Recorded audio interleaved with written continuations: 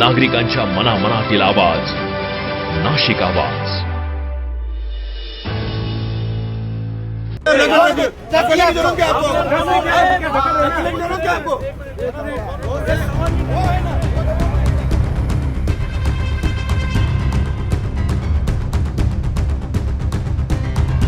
नाशिक नंतर मालेगाव.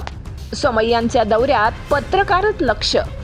प्रश्न विचारणाऱ्या पत्रकारांवरच दबाव. मालेगाव. आज बातमी फक्त राजकारणाची नाही तर लोकशाहीच्या चौथ्या स्तंभावर झालेल्या दबावाची आहे. मागील आठवड्यात नाशिकमध्ये पत्रकारांशी वाद आणि आज मालेगावमध्ये थेट धक्काबुक्कीचा आरोप. किरीट सोमय्या यांच्या दौऱ्यादरम्यान एका वृत्तवाहिनीच्या पत्रकाराला सोमय्यांच्या सुरक्षा रक्षकांनी धक्का दिल्याची घटना समोर आली आहे. नाशिकमध्ये प्रश्न विचारले तर पत्रकारांवर राग.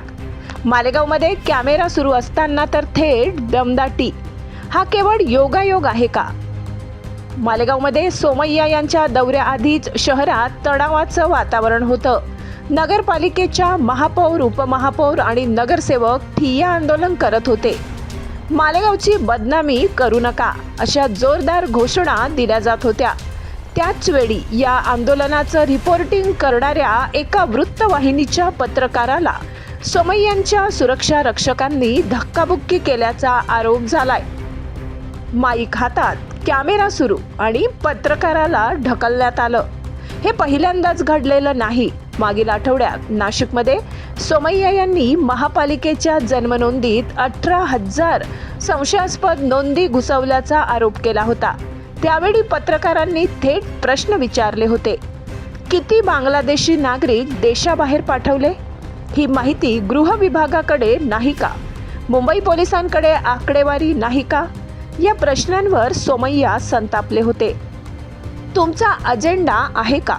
असा प्रतिप्रश्न करत त्यांनी पत्रकार परिषदच अचानक संपवली होती. आज मालेगावमध्ये तोच प्रकार, पण यावेळी आरोप थेट दमदाटीचे.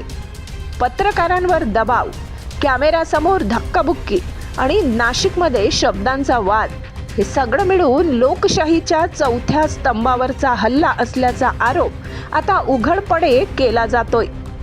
नाशिकमध्ये प्रश्न विचारल्यावर वाद आणि मालेगावमध्ये प्रश्न विचारल्यावर दमदाटी. ही केवळ राजकीय शैली आहे की लोकशाहीची गडचेपी? आज मालेगाव आणि नाशिक दोन्ही शहर एकच प्रश्न विचारत आहेत. राजकारण करा पण पत्रकारांवर दबाव टाकून नव्हे. नाशिक आवाज. नाशिक.